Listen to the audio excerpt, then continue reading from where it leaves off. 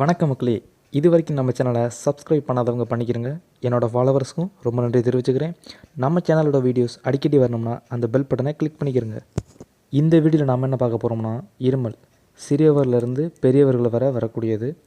எதனால் வருது, எப்படியெல்லாம் வருது, இதை எப்படி சரி செய்யலாம், நம்ம வீட்டில் இருக்கிற பொருட்களை வச்சு ஈஸியாகவே சரி செஞ்சிடலாம். மாத்திரையெல்லாம் முடிஞ்சளவு அவாய்ட் பண்ணிடுங்க. இருமல் அடிக்கடி வரும். ஏன்னா நம்ம இருக்கிற இடம் அப்படி.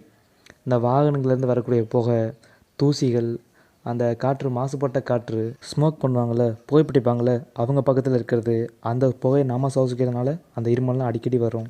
நம்ம குடிக்கக்கூடிய குடி தண்ணீர் அது சுத்தம் இல்லாமல் இருந்தாலும் நமக்கு அடிக்கடி இருமலை ஏற்படுத்தி விட்டுரும். ஐஸ்கிரீம் வாங்கி சாப்பிடுவாங்கள்ல வெளியிலலாம், அதெல்லாம் ரொம்ப நாள் ஆயிருந்துச்சுன்னா நமக்கு அந்த இருமலை ஏற்படுத்தி விட்டுரும். அதே மாதிரி இந்த காலநிலை மாற்றம், கிளைமேட்னா சேஞ்ச் ஆகுதில்ல, அதனாலேயும் சில பேருக்கு இருமல் அடிக்கடி வரும். ரொம்ப நாள் இருமல் இருந்துக்கிட்டே இருந்துச்சுன்னா தொண்டை வலி, தொண்டை அரிப்பு, தொண்டை எரிச்சல், இந்த மாதிரி நிறையா ஏற்படுத்தி விட்ரும். சாதாரண இருமல் நினச்சிங்கன்னா அது பெரிய பெரிய பிரச்சனைகளை ஏற்படுத்தி விட்ரும். ஸோ அந்த இருமல் வந்த உடனேயே நம்ம வீட்டில் இருக்கிற பொருட்களை வச்சு எப்படி சரி பண்ணுறதுன்னு இப்போ பார்க்கலாம். ஃபஸ்ட்டு பார்த்திங்கன்னா, பாலும் முட்டையும் எடுத்துக்கிறோங்க. பாலை நல்லா காய்ச்சி, அந்த காய்ச்சி மேலே பொங்கும்போது முட்டையோட மஞ்சக்கரு இருக்குது பாருங்கள், அதை மட்டும் போட்டு நல்லா கலக்கிக்கிறங்க. கொஞ்சம் நேரத்துக்கு அப்புறம் அதை அடுப்புலேருந்து இறக்கிடுங்க. நல்லா வெதுவெதுப்பான நிலை வந்ததுக்கப்புறம் அதில் கொஞ்சோண்டு தேனை போட்டு கலந்து நைட்டு சாப்பிட்டதுக்கு அப்புறம் டெய்லி சாப்பிட்டு வந்தீங்கன்னா சீக்கிரமாகவே அந்த வறட்டு இருமல் பிரச்சனைலாம் போயிடும். அடுத்து கொள்ளு இருக்குது பார்த்தீங்களா, அதை எடுத்துக்கிறங்க. அதை நல்லா பொன்னிறமாக வறுத்து அதை நல்லா பொடி செஞ்சுக்கிறங்க. அதே போல் மிளகு, பூண்டு, சுக்கு, இது மூணையும் நல்லா நச்சு பொடியாக்கிக்கிறங்க. இந்த ரெண்டு பொடியும் ஒரு பாத்திரத்தில் தண்ணி எடுத்து நல்லா கொதிக்க வச்சுக்கிறங்க. ரெண்டையும் போட்டு கலந்து நல்லா கொதிக்க வச்சுட்டு அந்த தண்ணியை சற்று நல்லா வெதுவெதுப்பாக இருக்கும்போது குடிச்சிட்டு வந்தீங்கன்னா 2 நாள் குடிச்சிங்கனாலே போதும், அந்த இருமல், வறட்டு இருமல் பிரச்சனைலாம் சீக்கிரமாகவே குணமடைஞ்சிரும். இப்போ தான் இருமல் வர ஆரம்பிச்சிருக்கு அப்படின்னா நீங்கள் தேன் சாப்பிட்டு வாங்க, சீக்கிரமாகவே அதெல்லாம் சரியாயிடும்.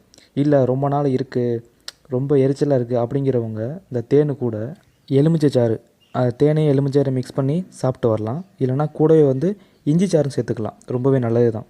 இதெல்லாம் சாப்பிட்டு வந்தீங்கன்னா சீக்கிரமாகவே அந்த இருமல், சளி பிரச்சனைலாம் ஓடி போயிடும். நம்ம வீட்டில் எப்போதுமே இருக்குமே புதினா, கருவேப்பிலை, அந்த புதினா ஐட்டங்கள். புதினா துவையலாவோ அல்லது சூப் வச்சு செஞ்சு சாப்பிட்டு வந்தாலோ அந்த வறட்டு இருமல் பிரச்சனைலாம் சீக்கிரமாகவே ஓடிடும். சின்ன வெங்காயம் எடுத்துக்கோங்க. அதை நல்லா நீர் விட்டு கொஞ்சம் அரைச்சி நல்லா அதை வடிகட்டிங்க. நல்லா அதை வெள்ளை துணியை வச்சு வடிகட்டினா நல்ல ஒரு சாறு கிடைக்கும். அந்த சாரும் அந்த நாட்டு சக்கரை அதையும் சேர்த்து நல்லா காய்ச்சுங்க. அந்த பாகுத்தன்மை வர அளவுக்கு காய்ச்சி எடுத்துருங்க. இதை 3 வேளையும் சாப்பிட்டு வந்தீங்கன்னா சீக்கிரமாகவே அந்த இருமல் பிரச்சனைலேருந்து நம்ம வெளியே வந்துடலாம். நல்லா காய்ச்சின பால் எடுத்துக்கிறோங்க. அது கூட மிளகுத்தூள், கொஞ்சம் பனங்கற்கண்டு, அதை எடுத்து நல்லா கொதிக்க வச்சுட்டு அதை நல்லா வெதுவெதுப்பாக 3 நாள் குடிச்சிட்டு வந்தீங்கன்னா சீக்கிரமாகவே அந்த இருமல்லாம் ஓடி போயிடும். உலர் திராட்சை இருக்குது பார்த்தீங்களா, அதை குழந்தைகள்லேருந்து பெரியவர்கள் வரை சாப்பிடலாம். உலர் திராட்சையை நல்லா தண்ணி விட்டு அரைச்சிக்கிறங்க. அதையும் வெல்லம் இருக்குது பார்த்தீங்களா, அதையும் சேர்த்து நல்லா கொதிக்க வச்சு கெட்டியாக வரும் வரை அதை நல்லா காய்ச்சுங்க. இந்த கலவையை சாப்பிட்டு வந்தாலும் சீக்கிரமாகவே இருமல் பிரச்சனையிலேருந்து வெளியே வந்துடலாம். இஞ்சி இருக்குது பார்த்தீங்களா, இஞ்சியில் உப்பு தடவி அது கூட துளசி இலையும் சேர்த்து சாப்பிட்டு வந்தீங்கன்னா சீக்கிரமாகவே அந்த இருமல், அந்த கரகரப்பு தன்மை அதெல்லாம் ஓடிடும். பூண்டு இருக்குது பார்த்தீங்களா, வெள்ளை பூண்டு, அதை கொஞ்சம் எடுத்துக்கிறோங்க. அதை நல்லா நெய்யில் போட்டு வறுத்துக்கிறோங்க. வறுத்து அதோட சூடு போகிறதுக்குள்ளே சாப்பிடுங்க. அப்படி இல்லைனா அந்த இதை குழம்புலையோ இல்லை சூப்லேயோ போட்டு சாப்பிட்டு வந்தாலும் நல்ல ஒரு தீர்வு கிடைக்கும். தூதுவளை பொடி கூட தேனும் சேர்த்து சாப்பிட்டு வந்தீங்கன்னா சீக்கிரமாகவே அந்த பிரச்சனையிலேருந்து வெளியே வந்துடலாம். சூடான பால் இருக்குது பார்த்தீங்களா, அது கூட மஞ்சத்தூள் சேர்த்து சாப்பிட்டு வந்தீங்கன்னா ரொம்பவே நல்லது. அந்த இருமல் பிரச்சனை இருக்கிறவங்க அது கூட கொஞ்சம் தேன், பால், மஞ்சத்தூள், தேன், இதை 3ஐயும் மிக்ஸ் பண்ணி சாப்பிட்டு வந்தீங்கன்னா நல்ல ஒரு ரிசல்ட் கிடைக்கும். ஆரசுதை இலை இருக்குது பார்த்தீங்களா, அதை எடுத்து நல்லா கொதிக்க வச்சு அந்த ஆவியை பிடிச்சிட்டு வந்தீங்கன்னா இந்த சளி, இருமல் பிரச்சனைலாம் சீக்கிரமாகவே ஓடிடும். அதே போல் பாலில் பூண்டு இருக்குது பார்த்தீங்களா, பூண்டை நல்லா உரித்து அதில் போட்டு காய்ச்சி குடிச்சிட்டு வரனாலையும் இந்த இருமல், தொண்டை கரகரப்பு இதெல்லாம் போயிடும். வெண்டைக்காய் இருக்குது பார்த்தீங்களா, அதை நல்லா கழுவிட்டு எடுத்துக்கிறோங்க. அதை நல்லா பீஸை நறுக்கி ஒரு பாத்திரத்தில் போட்டு தண்ணியில் போட்டு நல்லா கொதிக்க வச்சு அந்த சாறை எடுத்து குடிச்சிட்டு வரதுனால அந்த இருமல் பிரச்சனைலாம் வராது. அந்த தண்ணி கூட மிளகுத்தூளும் சேர்த்துக்கலாம். கற்றாழை ஜெல் இருக்குது பார்த்தீங்களா, கற்றாழை ஜெல்லையும் தேனையும் சேர்த்து சாப்பிடுங்க. அந்த இருமல் பிரச்சனைலாம் சீக்கிரமாகவே சரியாயிடும்.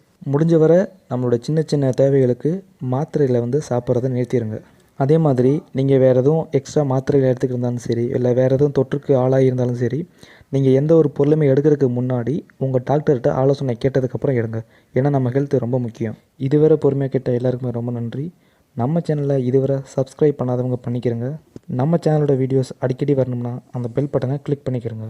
மீண்டும் அடுத்த வீடியோவில் பார்க்கலாம். நன்றி, வணக்கம் மக்களே.